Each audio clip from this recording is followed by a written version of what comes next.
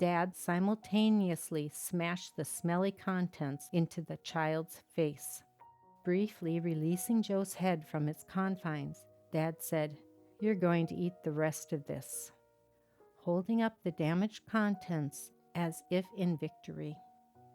Hello, welcome to In My Words. The book I am reading from is titled The Monster We Call Dad by D.A. Riles. This book is not intended for young readers. After each reading session, I will briefly give information about a chosen plant. I hope through my words you will gain insight, knowledge, and a deeper appreciation and understanding of this mysterious and intricate world.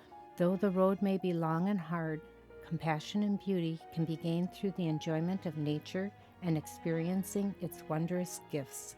Thank you for joining me. Using his right hand, deftly it gripped the back of the boy's head. Swinging the bread bag with his left hand, Dad simultaneously smashed the smelly contents into the child's face. Briefly releasing Joe's head from its confines, Dad said, "You're going to eat the rest of this," holding up the damaged contents as if in victory. Repulsed, Joe cringed, seeing the green mold growing on the bread. He wanted to throw up. He wanted to run. But he knew there was nowhere to go. Sissy and Scott swiftly left the room, not wanting to be a part of Dad's sadism. Dad walked Joe over to the kitchen. For a moment, the young son thought of his impending doom as if it were surreal. The sun was touching the 4 chrome C-shaped legs of the dining table, causing it to give a burst of light into the small kitchen.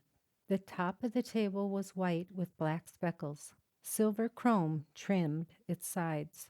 Joe's mind went to a place of fantasy. Dad pulled the metal-legged chair away from the table. As it moved across the hard kitchen floor, a scraping, high-pitched squeal was emitted. Joe proceeded to pull out his chair, and another squeal was produced, bringing him further into his imaginary world. Joe thought. Sounds like a mouse. The movement from his chair as he seated himself caused bursts of color to reflect in the small kitchen. A magic rainbow, the boy continued to think in his head. If only I were able to climb to the top of it, would I find a pot of gold at the other end? Maybe there would be a good family in between the layers of the colors. Wanting to laugh at himself for the foolishness of his fantasy, Joe held back. He knew better, for if the boy showed any emotion, Dad would certainly find a way to make him pay for it. The captive boy thought of the beatings he received at school and the beatings he received at home. There never seemed to be a way out. Sometimes it all became just too much to bear. But somehow Joe continued on. The sudden plopping of the wrinkled plastic bag upon the formica surface drew Joe back to the present. Knowing what was to be done, Joe automatically opened the bag. He removed one slice, then another. Piece by piece, the boy obediently ate the bread. Swallowing was becoming more difficult and painful as Joe ate the green, old, moldy bread.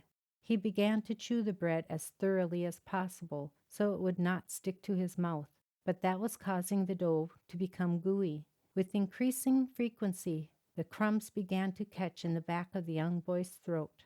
Daring retribution, Joe asked, "May I have some water, please?" Joe's throat began to ache from the effort of swallowing and the dryness of the bread. A rare glimpse of Dad appeared. At first he thought that Joe was faking it, but quickly realized his son needed liquid. The monster ebbed as Dad grumbled, "Get the effing glass and hurry up."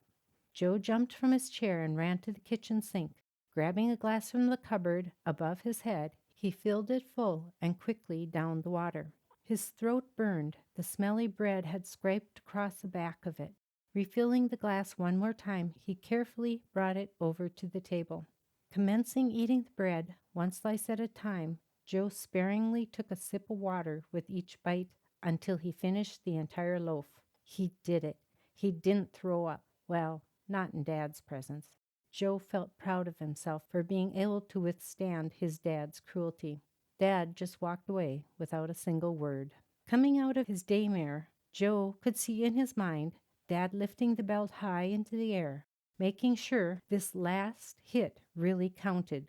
And it did. Joe felt the full force of the fifth and final blow.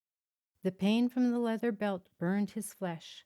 The movement of his clothes against his freshly beaten bottom and legs hurt. However, he was becoming immune to his punishments. Over the many years of brutality, Joe had been teaching himself how to disconnect from nearly any situation. This time he stood firm, void of emotions. Dad finally did it. He accomplished something that few have ever done.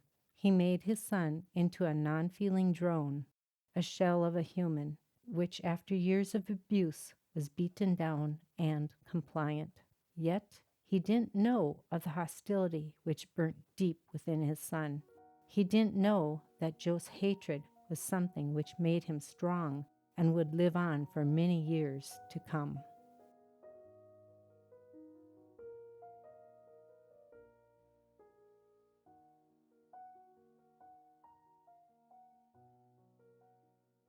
Today's highlighted plant is lettuce.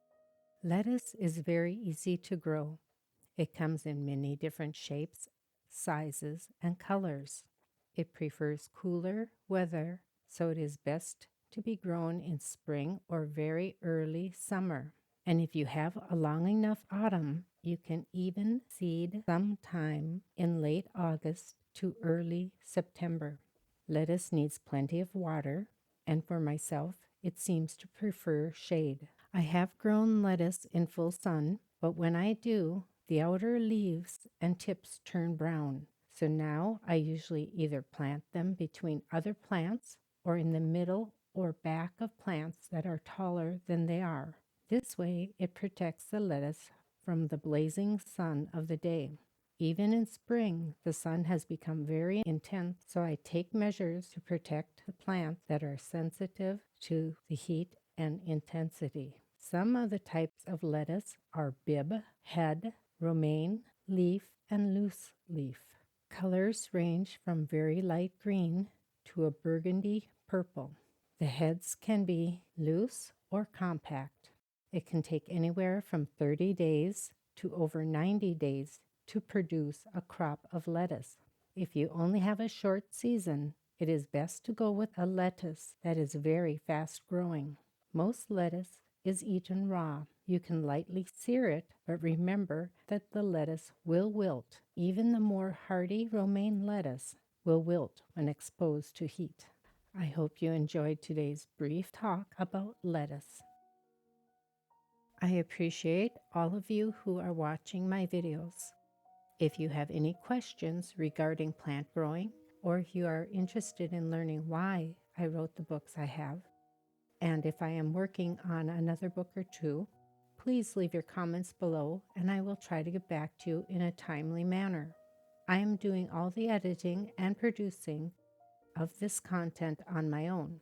I never expected doing this at this stage of my life, but when circumstances demand, then it is important for me to create income where I can. Leaving a comment will help my videos get noticed more in the future and allow other people to view them. Also, purchasing one or both of my books will be very helpful. Thank you for your time and consideration.